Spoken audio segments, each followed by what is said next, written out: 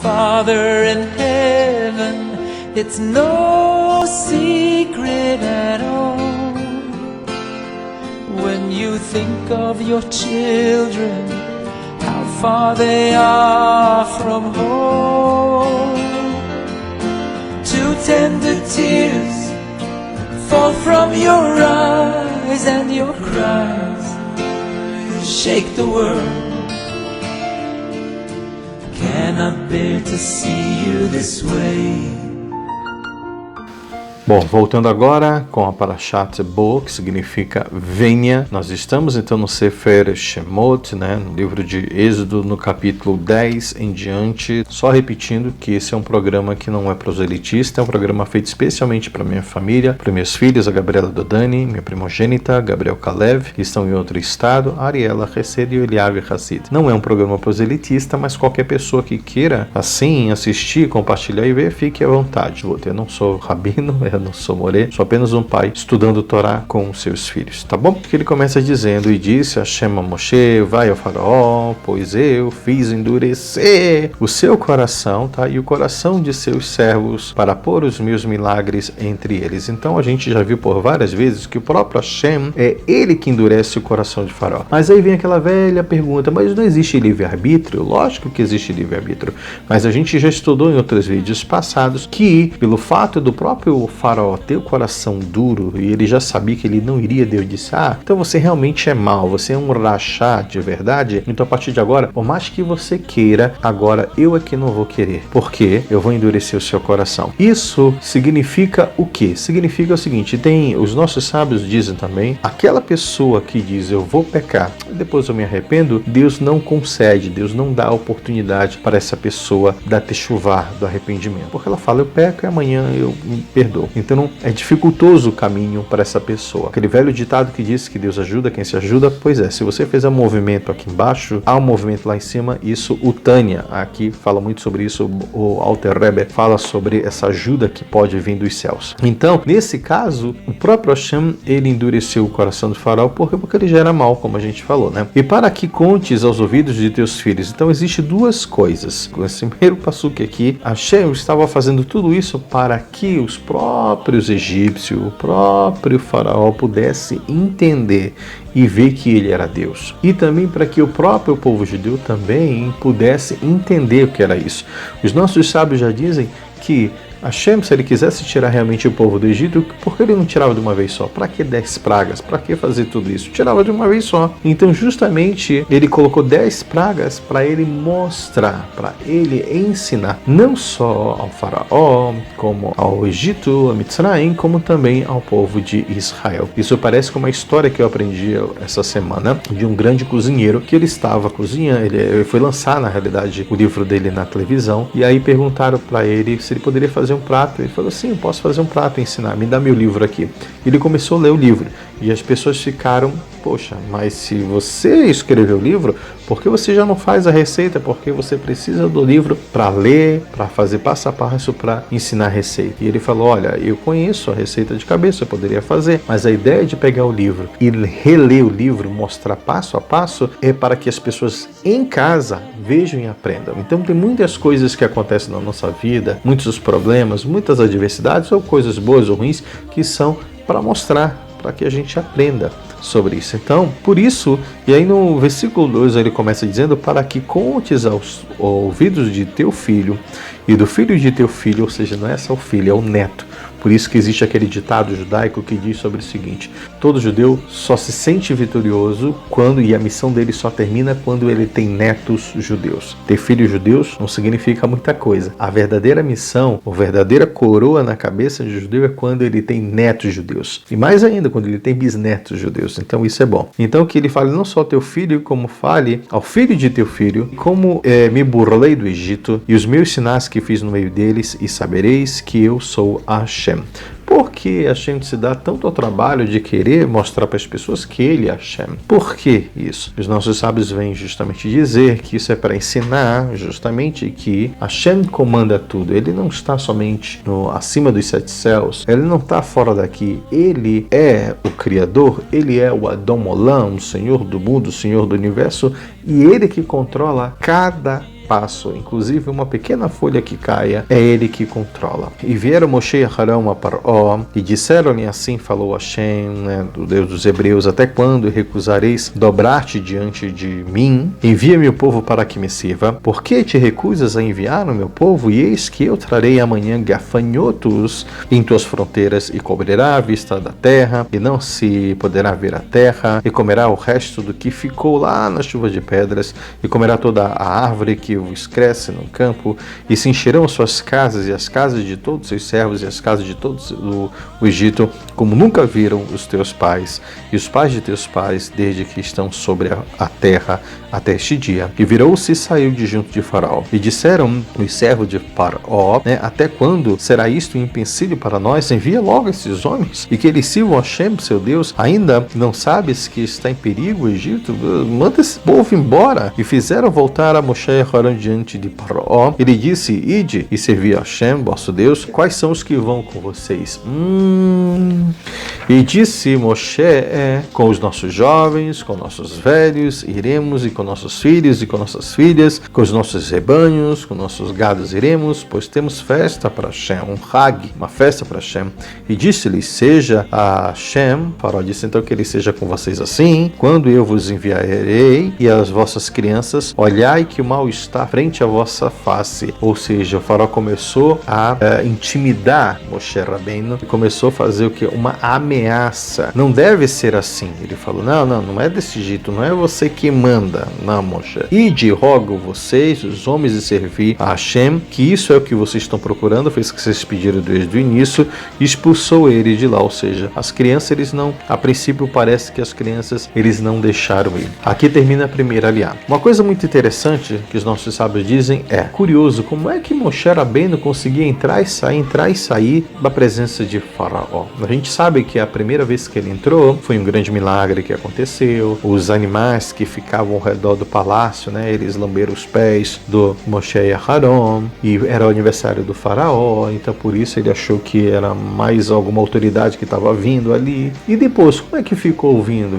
Justamente o milagre aconteceu, porque cada vez que eles iam, os animais se dobravam diante dele, eles conseguiam entrar e sair tranquilamente, e o Faraó poderia acabar com a vida deles rapidamente, mas isso não aconteceu porque Hashem assim não permitiu, endurecendo. Então tinha coisa que o Faraó nem entendia por que ele não fazia isso. Como eu falei antes, os nossos sábios dizem, né, que porque Hashem endureceu o coração e porque teve 10 pragas, etc., justamente por isso os israelitas, os judeus também, que antes duvidavam de Moshe Rabbeinu e de Arão, passaram a testemunhar fatos tão milagrosos, e mesmo os mais incrédulos, aqueles que não acreditavam em nada, deveriam atentar também e acreditar no poder divino de Hashem. Estas passagens, na verdade, demonstram para toda a humanidade que Deus não é apenas o Criador do universo, não só o Criador, como Ele é também o Adão Olam, o Senhor do mundo dia a dia, e a cada instante Ele revela, Ele mantém, Ele sustenta esse mundo.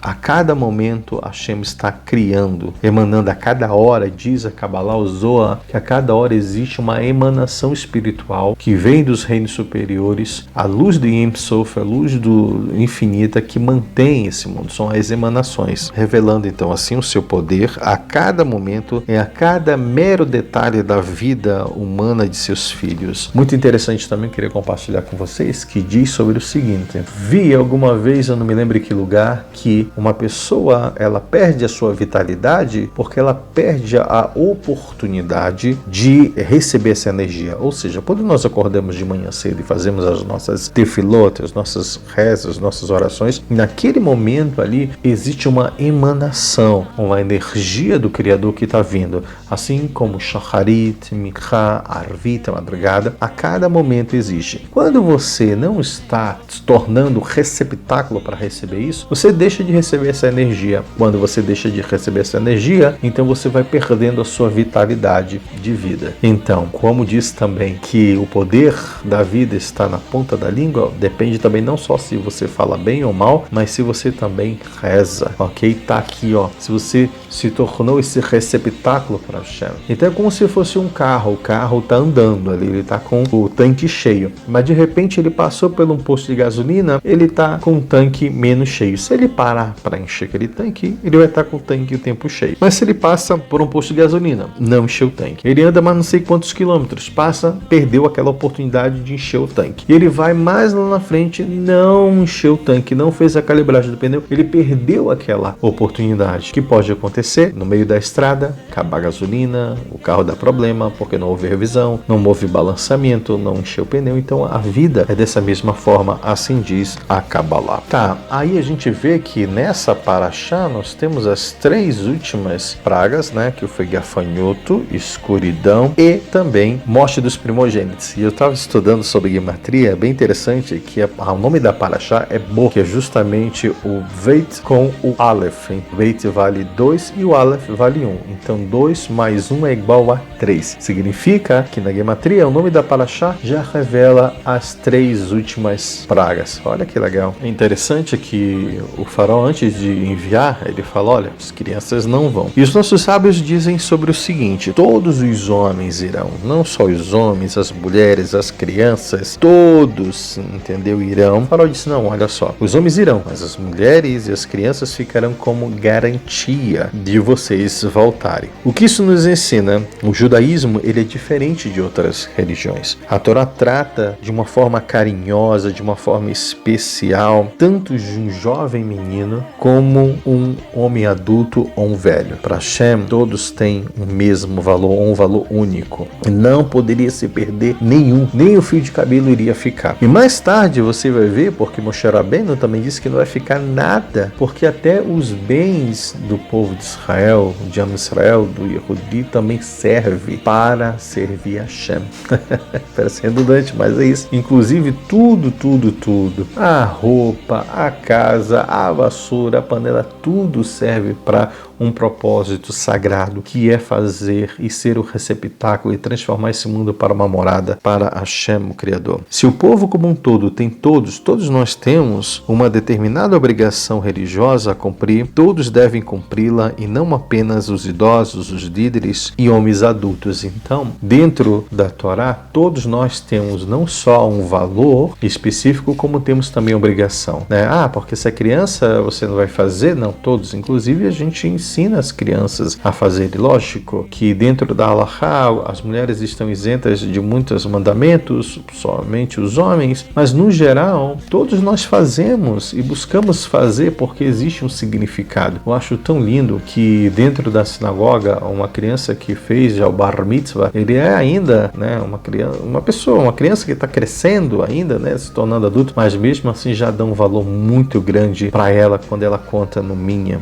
Isso é fantástico. E só falando sobre um pouquinho mais sobre a questão do livre-arbítrio, como eu disse, o Alter Rebbe, no Tânia, ele explica, né, que a pessoa, como eu falei, que quem peca e diz depois eu vou fazer teshuvá, as circunstâncias então estão todas contra ela, por isso que é muito mais difícil para ela alcançar o arrependimento, a teshuvá. Então diz os nossos sábios, a Hassidut, que o mesmo poderia ser dito do Paró. O que aconteceu? Que Hashem não tirou o livre-arbítrio dele totalmente, mas através dos seus próprios atos cruéis, malvados, ele acabou por si só entorpecendo a sua alma, entorpecendo o coração dele, tornando mais difícil de fazer a teshuvá. Ou seja, cada vez que uma pessoa comete uma transgressão, cada vez que uma pessoa comete um pecado, ela cria uma casca. E essa casca ela vai engrossando mais e mais e mais, e diz através da Kabbalah, do Tânia do Zohar, que você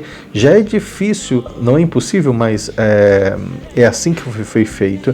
A luz do Criador, ela penetrar dentro de você, você tem que quebrar essas cascas. Cada vez que você coloca mais cascas, mais roupagens, mais difícil é essa luz penetrar, que é a luz que muda, que traz a diferença, teshuvá, que traz a vida e etc. Um exemplo simples: se a luz é boa, cada vez que a gente comete um ato, um pecado, e a gente coloca uma cortina na janela, mais escuro vai ficar dentro de casa, menos luz vai entrar. Menos luz entrando, mais escuridão, e a gente sabe o que a escuridão representa. Então o faraó, de tanto ele ser mal, de tanta coisa que ele fez, ele mesmo contribuiu para que as coisas complicassem para a vida dele. E Hashem falou: bom, eu vou endurecer, agora ele não vai fazer porque eu queria, eu mandei, mas agora ele não vai porque as circunstâncias, ele já passou longe demais, e nesse momento, para esse momento agora, vai ficar difícil, o boleto vai chegar e ele vai ter que pagar. Só que aqui a gente tem um segredo muito legal que vem ensinar a gente a trazer uma fé completa, uma emuná completa. Olha só, nos ensina os nossos sábios que o faraó, depois que ele estava no Yam Suf, no Mar Vermelho, diz que ele buscou fazer teshuvá, que ele reconheceu quando ele diz: Mi kamocha ba'elim Hashem, quem é como Hashem entre todos os poderosos, que ele diz, a Agadá, o Midrash, que ele ficou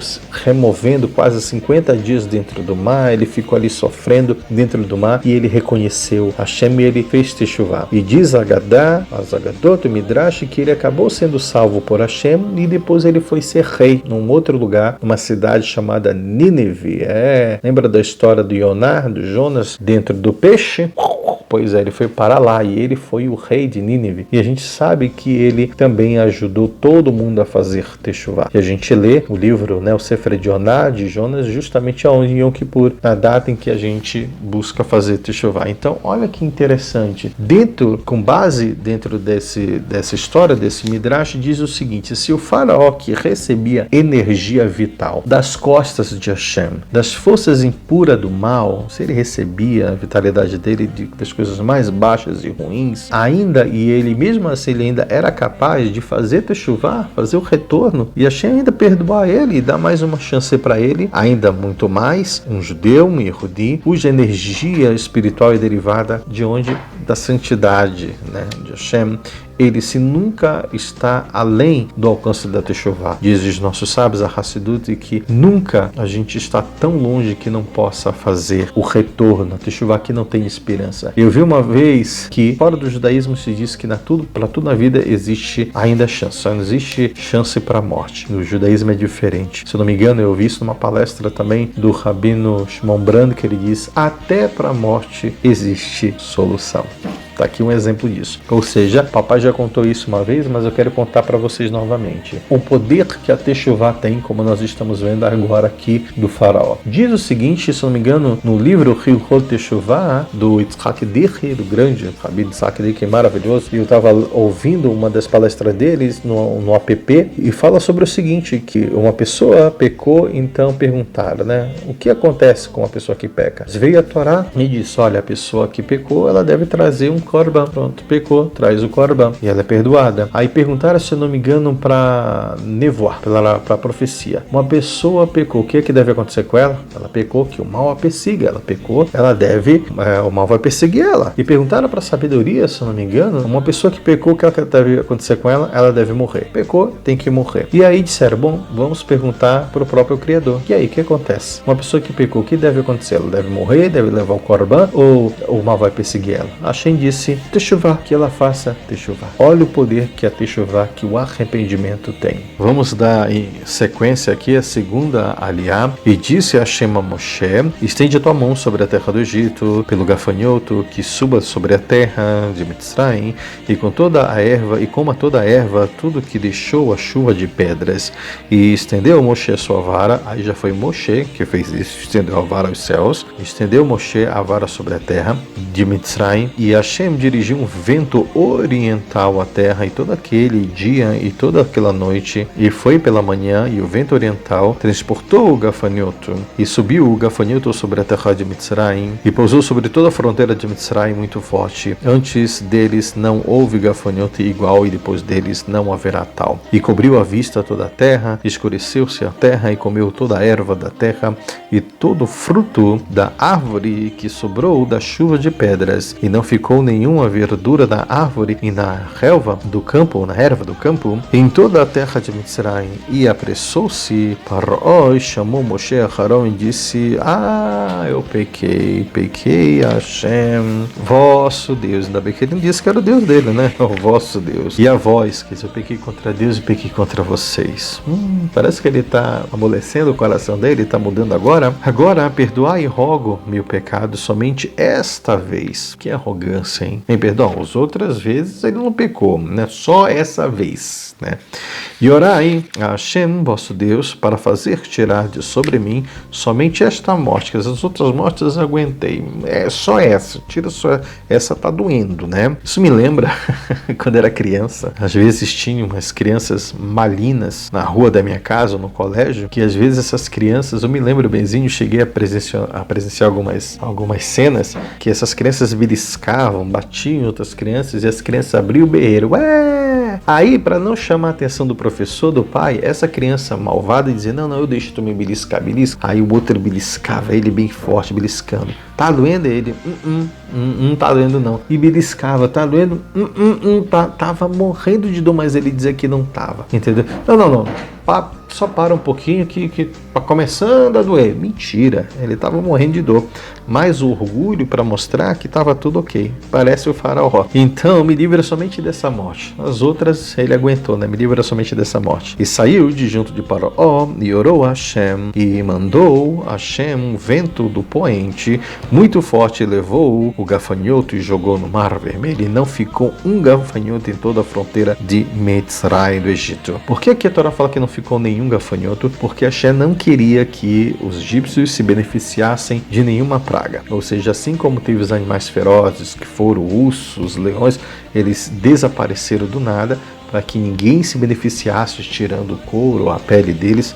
Da mesma forma, a praga também dos gafanhotos, para que eles não colocassem ele em salmoura ou conserva para comerem depois que se comia gafanhoto naquela época. E depois disso daí, endureceu Hashem o coração do faraó, e não enviou Bnei Israel. E disse Hashem a Moshe: estende tua mão aos céus e que haja escuridão sobre a terra de Mitzrayim, mas que a escuridão da noite. E estendeu Moshe a sua mão aos céus e houve trevas pesadas em toda a terra de Mitzrayim 3 dias. Preste atenção, 3 dias. Não viu nenhum homem a seu irmão e não se levantou nenhum homem de seu lugar por 3 dias para todos os Bnei Israel. No entanto, houve luz em suas habitações. Essa passagem me lembra muito a passagem da Ávida lá, que diz, né?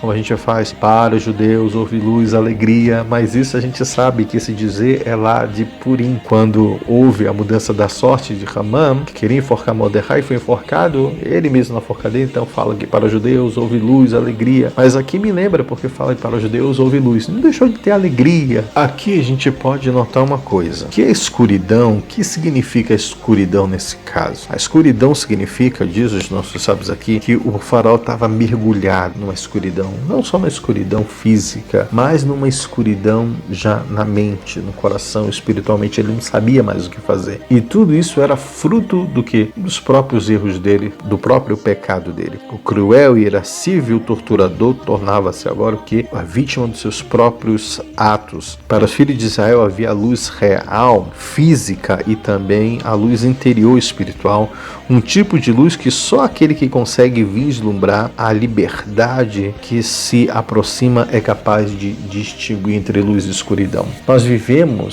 ainda em tempos sombrios na Galut. Às vezes a gente vê tantas brigas políticas, ideológicas, né? Nós estamos vivendo em plena época de pandemia ainda, né? Com esse vírus. Enfim, muitas pessoas perdendo a fé, muitas pessoas que estudam Kabbalah, muitas pessoas que buscam estudar a Torá, muita confusão ideológica, filosófica, muita gente buscando ser reconhecido, ser respeitado, honrado, ser aceito, buscando a felicidade. E com relação a todo esse turbilhão, né, todo esse avalanche de emoções, o ser humano se mantém aonde? Em confusão. Muitas mulheres querendo virar homens e ser aceitas como homens, muitos homens querendo ser mulher e ser aceito como mulher, muitas ideologias políticas que dizem que pregam a vida, pregam a igualdade, mas no fundo eles condenam a morte através do aborto, pregam muitas vezes a igualdade entre os sexos, mas quando isso acontece, como aconteceu na última Olimpíada, vê que tomam do próprio remédio, querendo trazer uma igualdade entre homens e mulheres. Houve o caso dos homens transgênicos aí, acabaram vencendo as mulheres e as mulheres não ganharam não tiveram nenhuma vitória. Muita confusão através do orgulho, quando você tem orgulho, quando você tem o narcisismo, quando você vive toda essa ideologia grega do culto, de se achar bom, de TikTok, de Instagram, sabe, de se amar, de ir pra frente de uma câmera para ficar quase nua ou com danças sensuais, tratando de homens ou trazendo assuntos polêmicos. Para quê? Para ganhar mais likes, para ganhar visualizações, para ganhar mais OKs. Então tem pessoas que se alimentam disso. Para que isso? Hoje nós vivemos ainda nesta data, 5.782 do ano judaico, ano de 2022, vivemos um turbilhão ainda de escuridão. Muitas vezes o mal sendo considerado bem e o bem sendo considerado mal. Mas aí nós temos a alegria de termos a luz. A Torá, ela é a luz. Ela traz. E mesmo no meio de tudo isso, nós nos encontramos numa ilha do tempo, no Shabat, dentro das nossas casas, como aconteceu em Pessa. E nós temos o quê? A luz, que é a palavra de Hashem.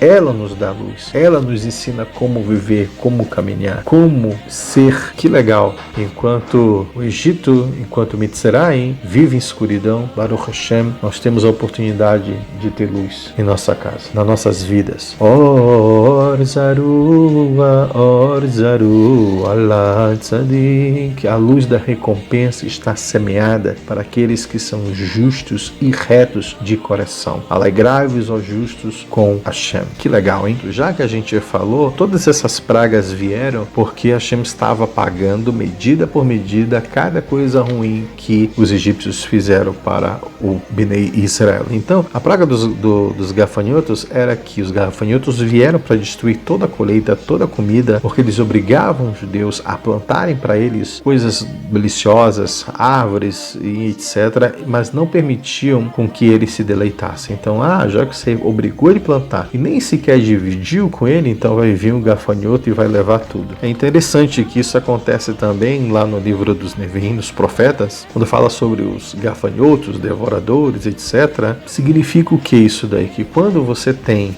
a toparnassá, que é para ser utilizada para fazer a justiça e compartilhar, você não compartilha, então vem o gafanhoto e crau, não é, Barro? Já pegando esse embalo, o significado então da escuridão que houve era por quê? Porque os egípcios obrigavam os judeus a ficarem em pé, com uma vela na cabeça ou segurando uma luz aonde quer que eles fossem. Então, por causa disso, por causa dessa humilhação, que era difícil ficar com uma vela na cabeça, pingando enquanto eles estavam sentados comendo, então, por causa dessa indiferença, Hashem então trouxe medida por medida. Vocês então deixaram os judeus segurando velas para vocês, andando para cima e para baixo, com uma vela pingando, então vocês vão ficar na escuridão. Além disso, os egípcios não viram a cada um a seu irmão e não se levantaram de seu lugar durante os 3 dias. Por quê? Porque eles já não ligavam para o outro mesmo também. Por isso, já que vocês não ligam, então vocês não vão sair do lugar e cada um vai ver o seu irmão. E quando eu falei sobre 3 dias de escuridão, porque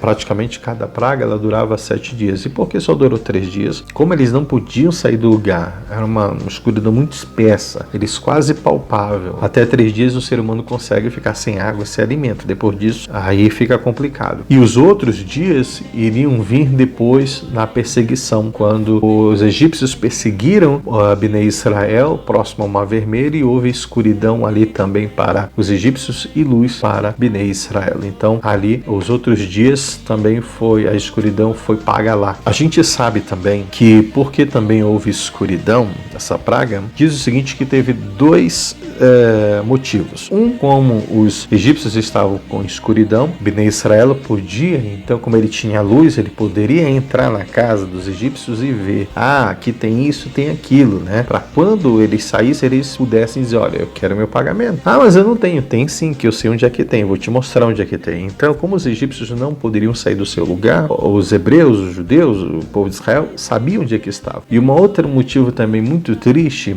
é sobre aquela parte do povo de Israel que não quis sair do Egito. Por incrível que pareça, teve muitos hebreus que pagaram e financiaram para o próprio faraó para que eles não pudessem deixar o Egito, que eles não deixassem também as outras pessoas saírem. Parece com algo que nós vivemos atualmente? Pois é, muita gente não quer ir para Israel, muita gente prefere viver na diáspora porque aqui é mais confortável, né? Viver em Israel é um milagre. E muitas vezes viver fora dela você vive com muita comodidade, então não é fácil. Então muitos desses judeus morreram nessa praga. Então por que morreram justamente nessa praga? Para que eles pudessem ser enterrados e que os egípcios não vissem ele, para também não dizer, olha, nós estamos morrendo, mas também os judeus também estão morrendo ali. Então eles não viram. Então foi nesse momento que eles morreram e foram enterrados sem que os egípcios soubessem disso. É muito triste, mas eu vi um amigo e professor cabalístico dizendo que estuda o Zohar, etc., dizendo que o número foi muito grande de pessoas que não saíram e que ficaram, infelizmente, em Mitzray. É triste porque nós vemos ainda que mesmo a gente querendo sair dessa galuta,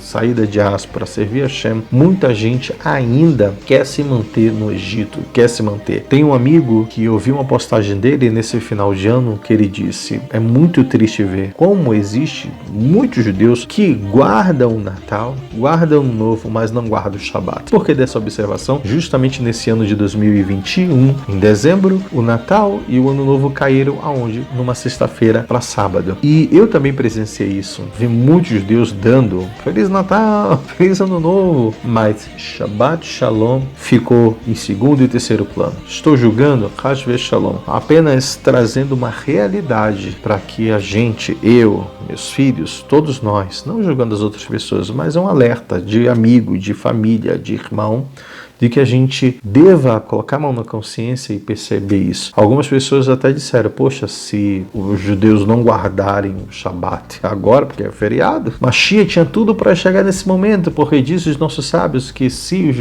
o Am Israel, se o povo judeu guardasse 2 Shabbatot, kasher, idêntico a Mashiach chegaria. Perdemos mais uma oportunidade, infelizmente. Por quê? Porque muitos de nós ainda preferiam estar na mesa de outras pessoas, comendo seu peru, seu chester, seu pernil, Chas Shalom, em vez de acender as velas de Shabbat e cantar Elechadodi e cantar Alena Lechabea, enfim, tantas outras músicas, Mashiach já chegaria. Pegando uma deixa nessas minhas palavras, os nossos sábios dizem também que nós não devemos ser como Caim, porque o Caim, ele fala sobre o seguinte, quando Hashem fala, onde está Hevel, teu irmão, Abel, teu irmão, ele fala, o que eu tenho a ver com ele? Não sou cuidador dele? Essa é a mentalidade de Caim. Quando você vê o teu próximo, alguém fazendo alguma coisa errada, você fala, não tenho nada a ver com a vida dele, ele faz o que ele quiser, não sou babá dele. Você está sendo um descendente de Caim, você está sendo como Caim. Diferente do Yehudi, do judeu, que ele se importa com o seu próximo. E a Torá nos ordena, é uma mitzvah você repreender, lógico, tem a maneira correta, mas de você repreender e chamar o teu irmão para techuvá. Então, diferente disso. Então, não são palavras bobas que eu estou jogando ao ar, não estou julgando as outras pessoas, até porque eu não sou juiz, só um é o juiz supremo, mas tentando trazer justamente esse ensinamento de que a gente não deve ser como Caim, nós devemos nos importar. E tem aquele velha história, aquele velho ditado, todo Am Israel, o povo de Israel, ele é um só. Existe aquela história de que estavam várias pessoas no barco e uma começou a furar debaixo do assento dele. E as outras pessoas do barco disseram, o que você está fazendo? Você está louco? Está mexido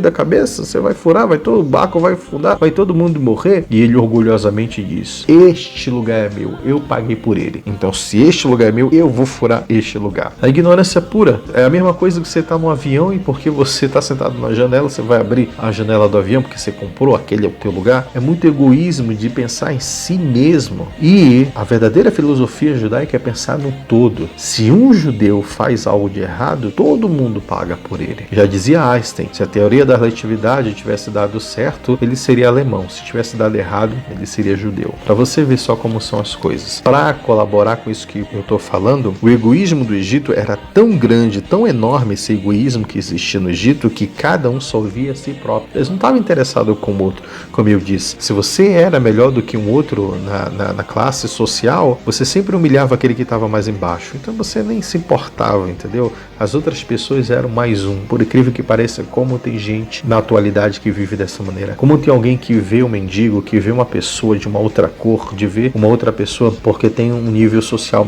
melhor do que o seu, pior do que o seu, ou melhor do que o seu, enfim, na cabeça delas, elas tratam como se fosse ninguém. Então eles só viam a si próprios e ao seu semelhante eles não viam, então ninguém se levantou de seu lugar para socorrer o outro. A ideia de ajuda mútua, todo mundo se ajudando, não fazia parte da sua maneira de pensar e atuar. Então cada um só cuidava de si próprio, do seu próprio ego. Representava então que o auge dessa cultura, dessa civilização Nilo. Esta é então a triste e deplorável cultura egípcia, de pensar só em si mesmo. Quando o Yosef chegou no Egito, ele mudou um pouco isso, porque ele pensou no todo, em ajudar todo mundo, diferente da cultura que era justamente essa. É interessante a gente ver que parece que quanto mais evoluída, mais o país, o povo é de primeiro mundo, mais ele regride na questão social, mais ele regride na questão humana. Olha o que aconteceu com a Alemanha, um país desenvolvido, alta tecnologia, e teve coragem de rasgar livros e de fazer atrocidades como fizeram com o ser humano. Eu não vou colocar aqui com o judeu, com o povo judeu,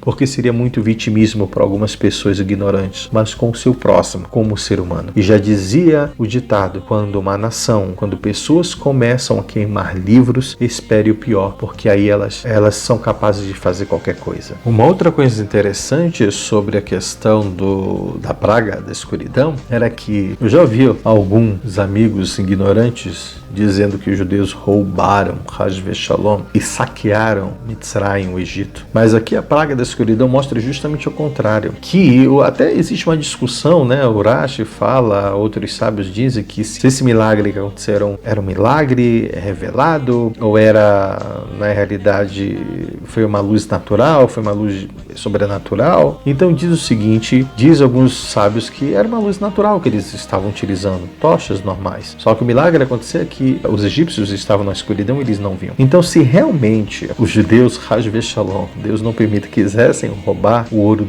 dos egípcios, eles teriam feito isso nessa praga, porque eles foram de casa em casa, foram ver o que eles tinham, falaram, aqui tem. Eles teriam levado naquele momento e os egípcios nem saberiam. Então foi somente para eles verem. Por quê? Porque aquilo dali também tinha sido roubado deles em outro momento. Então na hora que eles foram embora, existia uma promessa de que Hashem fez lá Abraham Avinu, na aliança das partes, que ele disse que o povo iria ficar escravo, mas ele iria sair com grande riqueza. Então ele sabia, olha, eu sei que tem aqui. Eu sei que você... É como se fosse hoje, sei lá, numa empresa, você vai sair, o patrão te enganou, o patrão usou e abusou de você e você sabe. Não, mas eu sei que tu tem dinheiro no exterior. Eu sei que você tem lá um carro, então vende ele e me paga. Dizer de que você não tem, você tem sim. Era mais ou menos isso. Grosso modo, explicando de uma forma simplória. Então, o que é que acontece? Então, se eles quisessem realmente roubar, eles teriam roubado naquele momento ali, né? Então, eles não roubaram. Haz Veshalom, Deus não permite, eles pediram para eles. Então, Hashem fez com que eles tivessem, na realidade, passassem por essa experiência para quando eles pedirem, os egípcios não teriam como negar, porque eles sabiam onde estavam esses pertences. Outra coisa interessante aqui, a faísca da Hassidut nos diz o seguinte, dia de Yom Kippur, não Yom Kippur, dia do perdão, ele perdoa todos os pecados cometidos no ano que passou. Ele só não perdoa o pecado que é cometido no próprio Yom Kippur. Não tem como. E diz mais também que Hashem pode perdoar todos os pecados cometidos no Yom Kippur, somente aquele pecado que foi feito para o próximo, ele não pode perdoar. Por quê? Porque se você pecou contra uma pessoa, é aquela pessoa que tem que te liberar perdão, não Deus. Você não pode dizer, Deus me perdoa, sei lá, perdoa o que eu fiz por Moisés. Ele vai dizer, você fez para mim ou para Moisés? Para Moisés. Então pede para ele, não para mim. Eu não posso te liberar perdão. Quem tem que te liberar perdão é o Moisés. Da mesma forma, as pessoas que perderam a oportunidade de sair de Mitzrayim, sair do Egito, naquele momento, naquela ocasião, então elas perderam essa oportunidade, por isso que elas morreram na praga da escuridão também. Vamos prosseguir aqui, já encerrando quase a terceira aliá, fala sobre o seguinte: e chamou o faraó a Moshe e disse, ide, servi a Hashem, somente vossos rebanhos e vosso gado deixai, também vossas crianças irão com vocês. Então ele já começa a mudar aqui, bom, vocês agora então leva, vai vocês, vai a mulher de vocês, vai as crianças, mas deixa o gado, deixa a parte material aqui, tá bom? Você quer ser espiritual, você quer ser religioso, pode ir, tu, tua família, mas o material não, o material vai ter que ficar aqui. E as crianças irão convosco. E disse Moshe, negativo, também tu darás. Quer dizer, Moshe não só fala que eu vou levar aquilo que é meu, mas Moshe fala, tu também darás em nossas mãos sacrifícios, korbanot e oferendas de elevação, e ofereceremos a Hashem, nosso Deus. E também nosso gado virá conosco, não ficará um casco, né? Porque dele tomaremos para servir a Hashem, nosso Deus, e nós não sabemos como serviremos a Hashem, não sei o que ele vai pedir pra gente, como nós serviremos a ele até chegarmos lá. E endureceu Hashem o coração de Faraó e não quis enviá-lo, e disse-lhe Faraó, retira-te de mim e guarda-te, não continues a ver meu rosto, pois no dia em que vires o meu rosto, morrerás. Aí o Faraó agora disse, agora chega, basta. E disse Moshe, muito bem, Beseder, kol Beseder, eifo. Ele falou, perfeito, tu falaste muito bem, tá? Falaste bem, não voltarei mais a ver o teu rosto. Olha só, né? E diz mais, se não me engano, diz o Midrash que nesse momento Moisés Rabbeinu deu uma tapa na cara do Faraó e disse bye bye. Não disse nem leritra outra, nem disse mais, disse adiós. O capítulo 11 começa falando sobre o seguinte: e disse Hashem a Moshe, ainda uma praga trarei sobre o Paró e sobre Mitzrayim. Depois vos enviará daqui. E quando vos enviar, para sempre vos há de expulsar. Quer dizer, falta mais uma, quando ele mandar, já era, mandou. Fala agora na presença de todo o povo e peça a cada homem a seu companheiro e cada mulher a sua companheira objetos de prata, objetos de ouro, e deu Hashem graça aos olhos do povo de Mitzrayim, de Bnei Israel. Também a pessoa de Moshe era muito grande na terra de Mitzrayim, aos olhos dos servos do faraó e aos olhos do povo. Até aqui a gente vai ver um outro vídeo para falar sobre a quarta, quinta e sexta aliá. Mas olha que legal. Da mesma forma que Hashem endurece o coração de uma pessoa, ele tem poder de amolecer. Então os egípcios disseram, não, toma tudo que tu quiseres, leva tudo. E fala, como eu disse o Midrash, que Moshe falou, nunca mais vou ver teu rosto mesmo, deu um tabefe lá na cara do faraó e foi embora. Mas antes dele sair, diz o Midrash, que Hashem disse, volta um pouquinho e fala logo, porque depois tu não vai, ele não vai vir mesmo ver ele que vai te procurar, então volta e dá o recado da 10ª praga.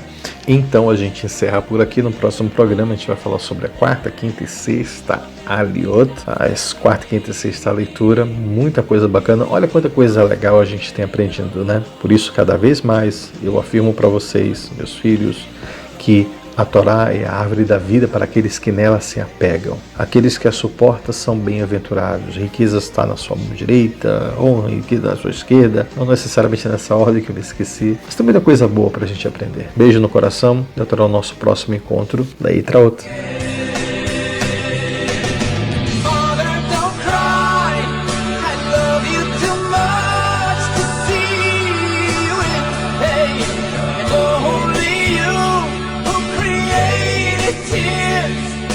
White